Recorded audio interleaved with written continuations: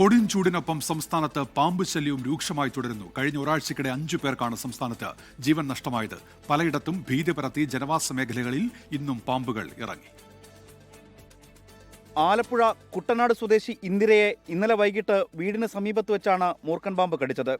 ഉടൻ തന്നെ Vandanam medical college ആശുപത്രിയിൽ പ്രവേശിപ്പിച്ചു. ആന്റിവനം നൽകിയെങ്കിലും തീവ്രപരിചരണ വിഭാഗത്തിൽ ചികിത്സയിലിരിക്കെ മരിച്ചു. വീടിന് സമീപത്ത് 3 ദിവസം മുൻപ് മൂർഖൻ പാമ്പിനെ കണ്ടിരുന്നതായി ഇന്ദിരയുടെ മകൾ രശ്മി.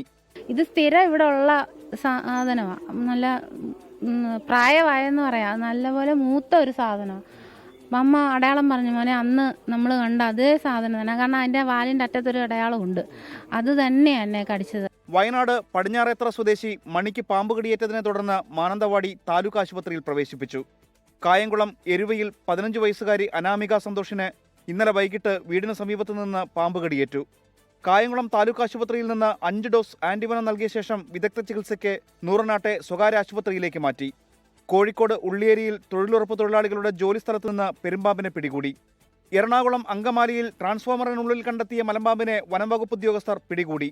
കാലടിയിൽ പാമ്പ് കടിയേൽക്കാതെ പെൺകുട്ടി രക്ഷപ്പെട്ടത് തലനാരിഴയ്ക്ക്. വീട്ടുമുറ്റത്തെ ചെടിച്ചട്ടിക്കുള്ളിൽ നിന്ന് പാമ്പ് പുറത്തേക്ക് ചാടുകയായിരുന്നു. കോഴിക്കോട് നാദാപുരത്തും സമാന സംഭവം.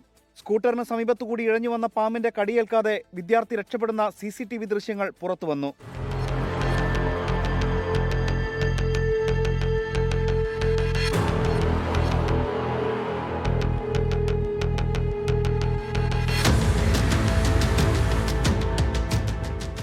ചിറയൻകീഴിൽ 8 വയസ്സുകാരൻ പാമ്പ് കടിയേറ്റ് മരിച്ച സംഭവത്തിൽ താലൂക്ക് ആശുപത്രി സൂപ്രണ്ട് ഉൾപ്പെടെ ഡ്യൂട്ടിയിലുണ്ടായിരുന്ന ജീവനക്കാരെ DMO ഓഫീസിൽ വിളിച്ചു വരുത്തി വിശദീകരണം തേടി.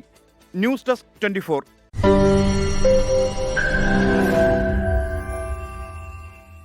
ലോകത്തെവിടെയായാലും ഏത് സമയത്തും 24 വാർത്തകളും ഓഗ്മെന്റഡ് റിയാലിറ്റി പാക്കേജുകളും എക്സ്പ്ലെയിനറുകളും വിശദമായി കാണാൻ ഞങ്ങളുടെ YouTube ചാനൽ നിങ്ങൾക്ക് സബ്സ്ക്രൈബ് ചെയ്യാം.